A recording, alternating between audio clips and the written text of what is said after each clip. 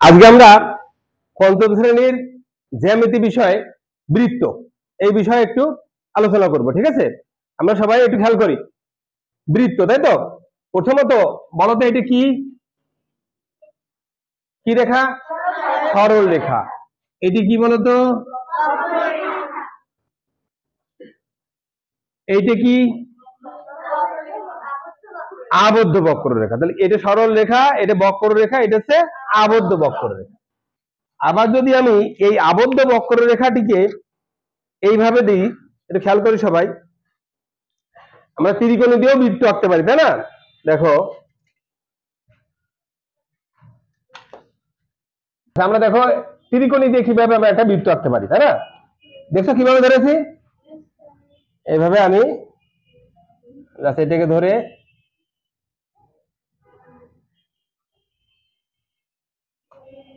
ওকে, কি হয়েছে না? সুন্দর একটা বৃত্ত হয়েছে না? ওকে, থ্যাংক ইউ। তো এই যে বৃত্তটা এঁকেছি, এই বৃত্তটার আর এই যে আবদ্ধ বক্ররেখার মধ্যে পার্থক্য আছে একটু। পার্থক্যটা কি? এই যে ভিতরে একটা বিন্দু পেয়েছি না, এই বিন্দু থেকে এই বৃত্তের প্রত্যেকটা বিন্দুর দূরত্ব সমান। এই যে বক্ররেখাটা আছে আবদ্ধ বক্ররেখা, এটাও একটা আবদ্ধ বক্ররেখা, কিন্তু এটার ভিতরের বিন্দু থেকে সব বিন্দুর দূরত্ব সমান না, কিন্তু এখানে সমান। তাহলে আমরা লিখতে পারি বৃত্ত একটি আবদ্ধ বক্ররেখা, তাই না? বক্ররেখা যার প্রত্যেকটি বিন্দু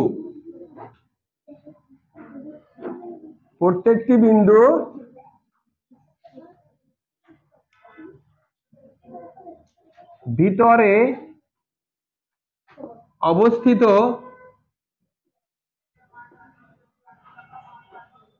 একটি বিন্দু থেকে সমান দূরে।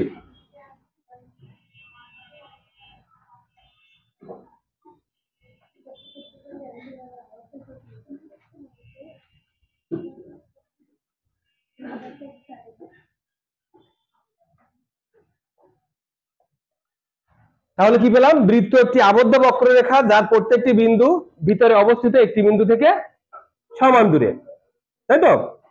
আমি যদি বলি যে শুধু বৃত্ত একটি আবদ্ধ বক্ররেখা, তাহলে কিন্তু হবে না। কারণ কি? এর ভিতরে একটা বিন্দু থেকে সমান দূরে অবস্থিত হতে হবে। এখন এই একটা বৃত্তের বিভিন্ন অংশ আছে, আমরা এই অংশগুলো একটা একটা করে আলোচনা করি। এই যে বিন্দুটা থেকে বৃত্তের প্রত্যেকটি বিন্দু সমান দূরে অবস্থিত, এই বিন্দুটাকে কি বলে বলতো? কেন্দ্র। তাহলে কেন্দ্র কাকে বলে বললে কি বলবো? বৃত্তের সকল বিন্দু ভিতরে অবস্থিত যে বিন্দু থেকে সমান দূরে তাকে বৃত্তের কেন্দ্র বলে।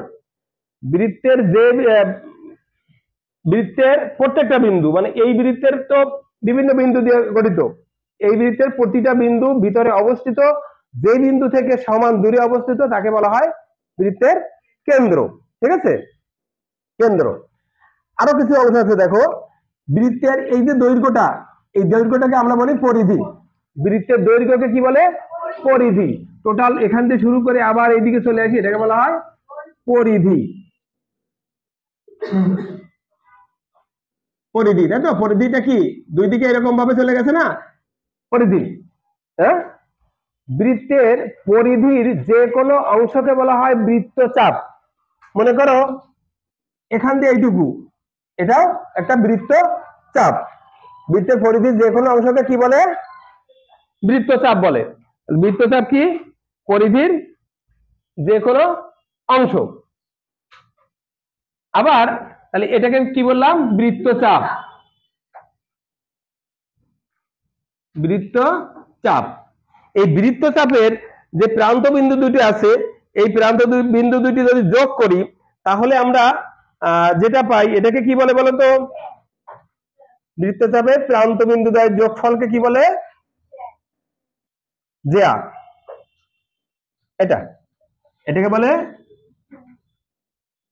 জ্যা। তাহলে জ্যা কি? জ্যাকে আমরা দুই ভাবে বলতে পারি। বৃত্তচাপের যে কোনো অংশকে, বৃত্তচাপের প্রান্ত বিন্দু দ্বয়ের যোগফলকে জ্যা বলে। অথবা বলতে পারি বৃত্তের পরিধির যে কোনো দুই বিন্দুর সংযোগ রেখাকে জ্যা বলে। বৃত্তের যে কোনো দুটো বিন্দু যুক্ত করো, তাহলে সেটাকে কি বলবে? জ্যা। তাহলে আমি এটাও কিন্তু একটা জ্যা পাবো, অনেকগুলো জ্যা পাবো, তাই না? একটা জ্যা পেলাম, অসংখ্য জ্যা পাবো না যে কোনো দুই বিন্দু যোগ করলে, কিন্তু একটা জ্যা পাবো যে বিন্দুটা আমার কেন্দ্র দিয়ে যায়,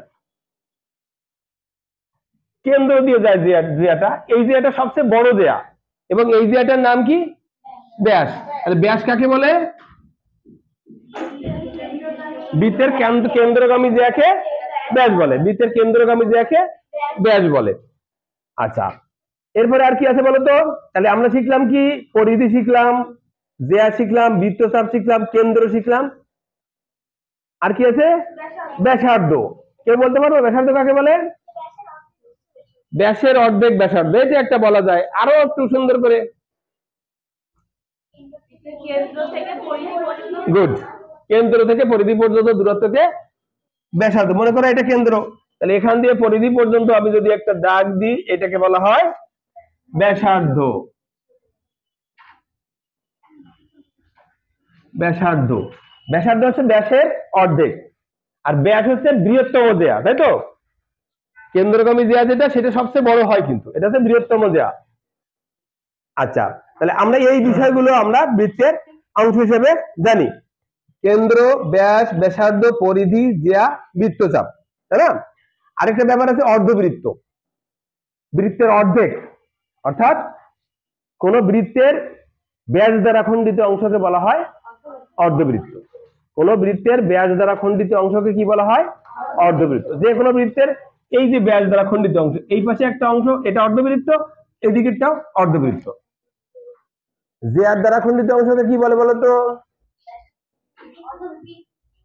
বৃত্তচাপ। বৃত্তের জ্যা দ্বারা খণ্ডিত অংশকে বলা হয় বৃত্তচাপ, আর ব্যাস দ্বারা খণ্ডিত অংশকে বলা হয় কি বলে? অর্ধবৃত্ত। ঠিক আছে?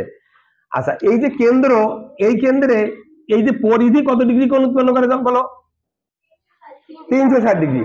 কেন্দ্রে পরিধি কত ডিগ্রি কোণ উৎপন্ন করেছে? 360 ডিগ্রি। ঠিক আছে? একটি বৃত্তের কয়টি ব্যাসার্ধ থাকে? অসংখ্য ব্যাসার্ধ থাকে, এবং প্রত্যেকটা ব্যাসার্ধ কিন্তু সমান। এখান দিয়ে এইটুকু যে দূরত্ব, সবগুলো যতগুলো ব্যাসার্ধ আঁকা যায়, সবগুলো ব্যাসার্ধের দৈর্ঘ্য সমান। ঠিক আছে? কারণ কি? বৃত্তের ব্যাসার্ধ হচ্ছে কেন্দ্র থেকে পরিধি পর্যন্ত দূরত্ব, আর কেন্দ্র থেকে পরিধি পর্যন্ত দূরত্ব সমান। আমরা বৃত্তের সংজ্ঞাতেই পড়েছিলাম, বা বৃত্ত কাকে বলে তখন পড়েছিলাম, যে বৃত্ত একটি আবদ্ধ বক্ররেখা যা ভিতরে অবস্থিত একটা বিন্দু থেকে সমান দূরে। তাহলে কেন্দ্র থেকে এই বিন্দুগুলোর প্রত্যেকটা দূরত্ব সমান। তাহলে বৃত্তের প্রতিটা ব্যাসার্ধই সমান, একই বৃত্তের প্রত্যেক ব্যাসার্ধ সমান, ব্যাসও সমান। একটি বৃত্তে কতগুলো ব্যাস আঁকা যায়? অসংখ্য ব্যাস আঁকা যায়, অসংখ্য ব্যাস আঁকা যায়। একটি বৃত্তে অসংখ্য ব্যাস আঁকা যায়। আর এখন প্রশ্ন যেটা আছে সেটা কি আছে? একটি বৃত্ত অঙ্কন করে তার বিভিন্ন অংশ দেখাও এবং বৃত্তের 3টি বৈশিষ্ট্য লেখো। আমরা অনেকগুলো বৈশিষ্ট্য জানি এখান থেকে, তার 3টে বৈশিষ্ট্য, যে কোনো 3টে বৈশিষ্ট্য কেউ বলতে পারবে? একটা বলো। গুড, বৃত্ত একটি আবদ্ধ বক্ররেখা। বলো। বৃত্তের ব্যাস ব্যাসার্ধের দ্বিগুণ। বলো। বৃত্তের কেন্দ্র থেকে পরিধির প্রত্যেকটি বিন্দুর দূরত্ব সমান। Very good. আর বৃত্তের ব্যাসার্ধ বৃদ্ধি পেলে পরিধিও বৃদ্ধি পায়। এই ব্যাপারটাকে একটু বুঝি।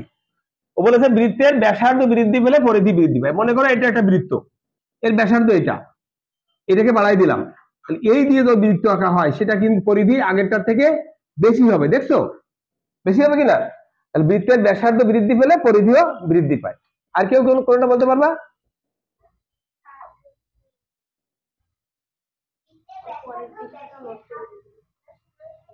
শূন্যতা সমী পারবে। ব্যাসার্ধ ব্যাসের হাফ গুণ। ঠিক আছে?